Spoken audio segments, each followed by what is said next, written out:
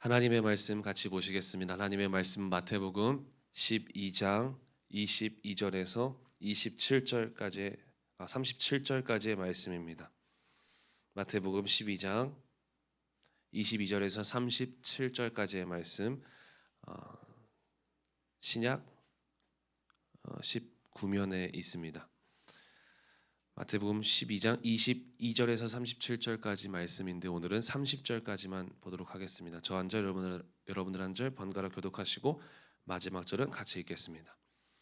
그때에 귀신 들려 눈 멀고 말 못한 사람을 데리고 왔거늘 예수께서 고쳐주심에 그 말 못한 사람이 말하며 보게 된지라. 이는 다윗의 자손이 아니냐. 바리새인들은 듣고 이르되 이가 귀신의 왕 바알세불을 힘입지 않고는 귀신을 쫓아내지 못하느니라 하거늘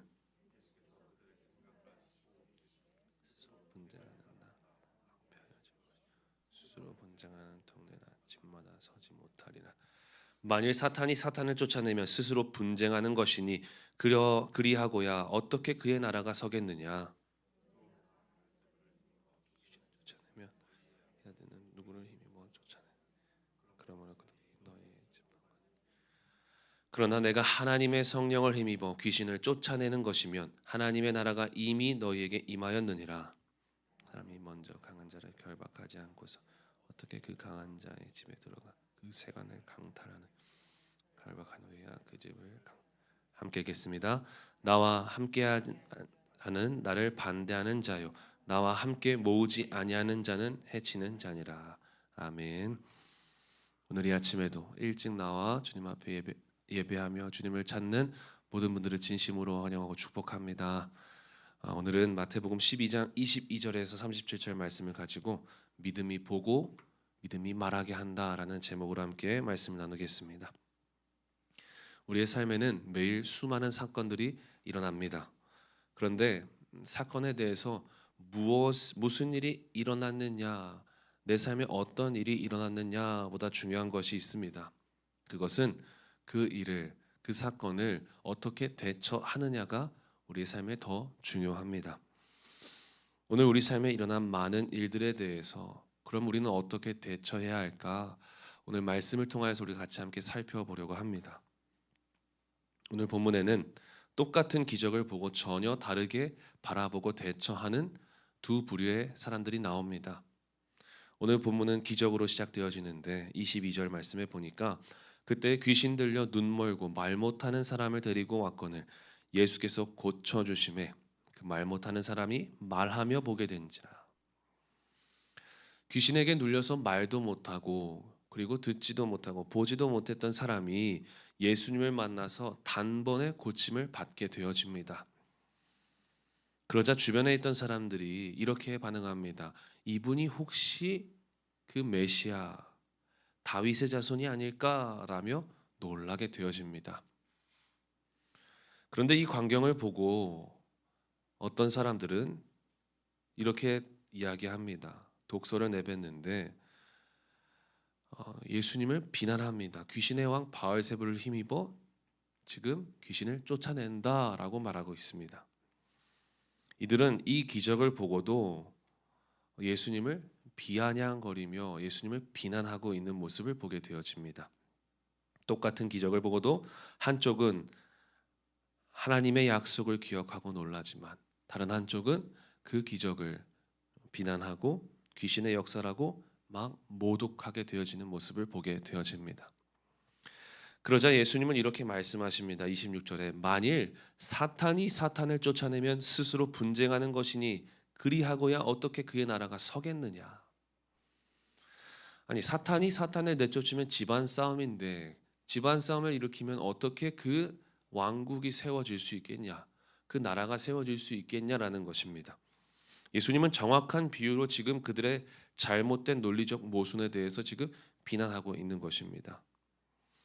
여러분, 우리도 삶을 살아가다 보면 우리의 잘못된 판단과 생각 때문에 어떤 사람들의 선의를 왜곡하거나 그 사람을 비방할 때가 있습니다. 그런데 이런 잘못된 생각과 잘못된 판단은 또 그러한 시기와 비난은 결국 그 공동체를 성장하지 못하게 막는다라는 것입니다. 그렇기 때문에 우리는 더더욱 이 부정적인 생각과 우리의 그 말에서 멀어져야 하는 것입니다.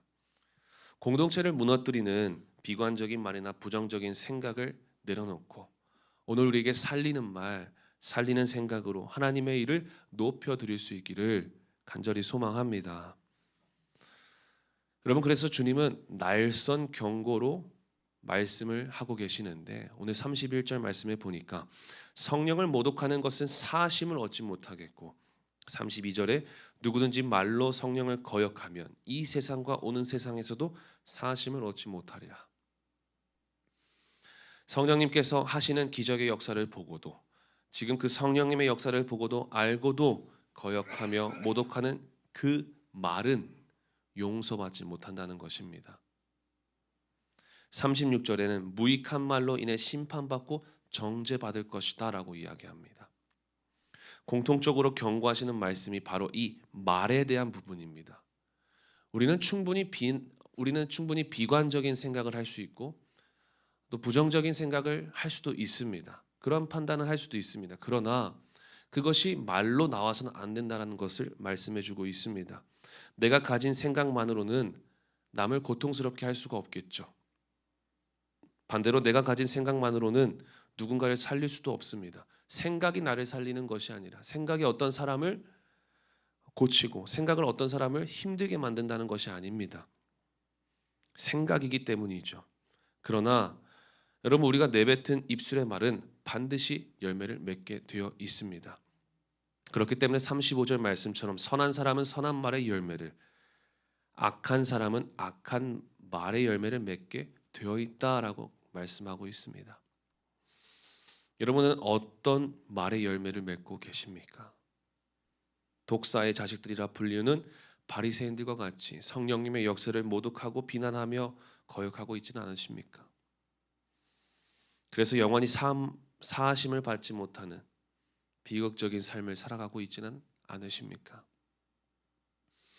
여러분, 무익한 말을 버리시고 오늘 하루 살리는 말, 격려의 말, 감사의 말을 선택하시기를 축복합니다.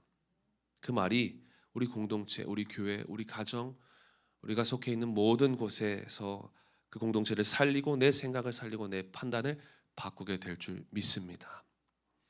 결국 믿음의 말이 교회를 살리고 가정을 변화시키는 것을 꼭 기억하시길 바랍니다. 그런데 이것을 잘 아는 자가 또 있습니다. 그게 바로 사탄입니다. 믿음의 말이 공동체를 변화시키고 살린다는 사실을 가장 잘 알고 있는 존재가 바로 사탄입니다. 이 마귀 사탄은 믿음의 언어를 사용하지 못하게 만듭니다. 불평하게 만듭니다. 비관적이게 말하게 합니다.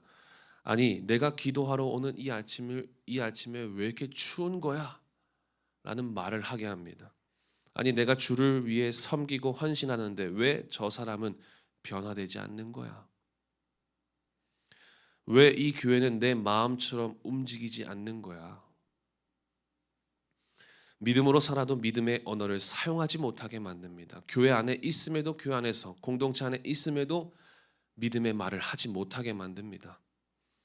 주님은 그래서 이 믿음의 언어를 사용하지 못하게 하는 실체와 싸워야 함을, 이 마귀와 싸워야 함을 말씀해 주고 있습니다. 29절에 사람이 먼저 강한 자를 결박하지 않고서야 어떻게 그 강한 자의 집에 들어가 그 세간을 강탈하겠느냐? 결박한 후에야 그 집을 강탈하리라. 강한 자를 제압해야 내게 유익한 것을 얻을 수 있다라고 말합니다. 그런데 그렇기 때문에 강한 자를 제압할 우리에게 더 강한 자가 필요하죠. 우리에게 더 강한 자가 누구이십니까? 바로 예수 그리스도이십니다. 예수님이 우리에게 더 강한 자이십니다.